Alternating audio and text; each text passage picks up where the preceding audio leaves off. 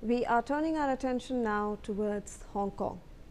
On November 26, 2025, a massive fire erupted at the Wangfuk Court, a public housing complex in Hong Kong's Taipo district.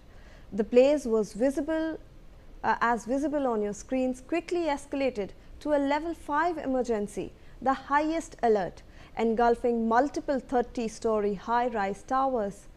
Thick black smoke billowed skyward, visible for miles, trapping residents inside as flames leaped between buildings fueled by strong winds. The fire spread ferociously across 7 interconnected towers due to ongoing renovations.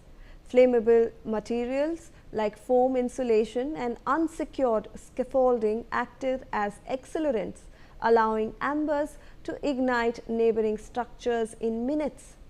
Eyewitnesses described chaotic scenes, residents screaming from the balconies, some leaping to escape, while others were overcome by toxic fumes. Fire services deployed over 200 personnel and dozens of engines, but the inferno raged uncontrolled for hours. As of November 27, the death toll has reached 44, including one firefighter who perished during rescue attempts. At least 62 others have suffered severe burns and smoke inhalation injuries, with many in critical condition. 279 residents remain unaccounted for, including elderly and children from the densely packed estate housing thousands. Preliminary investigation points to gross negligence by a construction firm handling the facade upgrades. Highly combustible materials, banned in some regions for fire risks, were used without proper fire breaks or suppression systems. The renovations, part of a citywide safety initiative, ironically lacked adequate oversight. Experts note that the blaze's speed mirrors past tragedies, highlighting flaws in Hong Kong's aging public housing stock. Over 500 firefighters battled hotspots using drones and thermal imaging to locate survivors amid collapsed debris. Helicopters airlifted the injured, while sniffer dogs aided searches in smoldering ruins. Volunteers distributed aid to displaced families in temporary shelters, and despite exhaustion, crews pressed on, rescuing a few more overnight. But hopes have dimmed as the missing list grows. In a swift response, the Hong Kong police, however, arrested 3 individuals linked to the construction company on suspicion of manslaughter and endangering lives. Raids uncovered documentation showing ignored safety warnings. Chief Executive John Lee vowed a thorough inquiry, promising accountability and compensation for the victims. The incident has sparked outrage over regulatory lapses in one of Asia's wealthiest cities.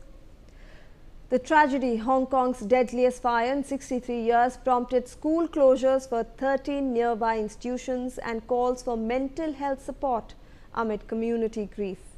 Global leaders, including Kazakhstan and Taiwan's presidents, sent condolences to President Xi Jinping. In fact, joining us live on the broadcast is my colleague Aditya Vadhavan with more details on this story.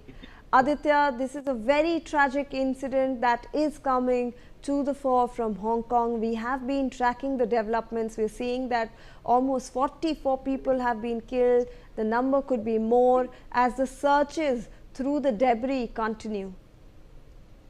Well, absolutely. Indeed, it's a very unfortunate incident that has caused this fire that has been blazed across Hong Kong, this part of Hong Kong. Indeed, all the firefighters are working tirelessly, on the affected side, so as to more lives can be saved. Indeed, it is a very catastrophic situation that has happened in Hong Kong in the recent years. We have seen several troubles in this region, and now, the entire focus is now to save as many as human lives, because there is a sense of, a sense of fear amongst the people of Hong Kong. Indeed, it's a very small country, and indeed, definitely the population is also not very much, and so indeed at this juncture, it needs to be seen, how things unfold in this scenario, because the firefighters are on, considering the fact, considering the logistical issues also facing at some of the places.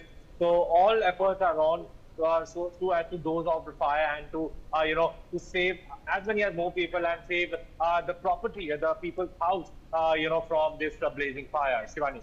Absolutely, Aditya. Please do stay on with us. We have some more inputs on this story. Various companies and organizations are extending support for relief and rescue efforts after the deadly Hong Kong blaze claimed 44 lives.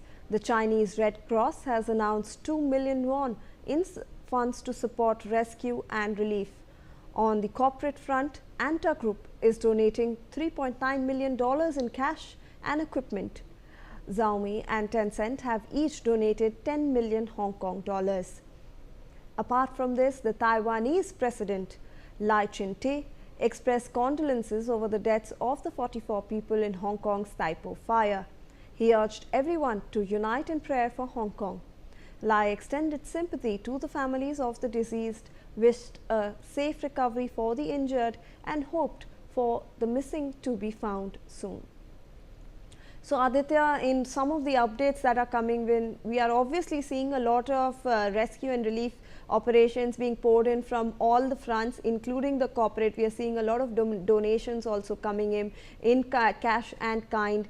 However, this has raised a lot of questions. This is one of Asia's wealthiest cities. This was the renovation that was being conducted to ensure that there is safety in the region, and ironically, this led to a loss of lives.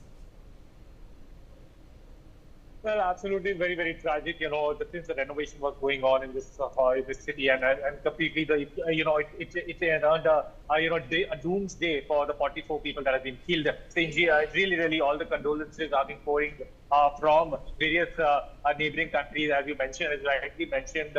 Even the Taiwanese president has has shown solidarity with the family members of the deceased. So indeed, at this juncture, all the corporate entities in Hong Kong, around Hong Kong, are ensuring that the situation does not, further get to more dangerous levels. Already, we are seeing that there is a lot of problem, as far as the fire is concerned. Now, the firefighters are, doing their work. However, it needs to be seen, how things unfold, in the times to come. By when would the entire situation be taken under control? Shivani. Right. Thank you so much, Aditya, for joining us and providing us with all those inputs on that story. That's it from us on this bulletin. We'll see you after this short commercial.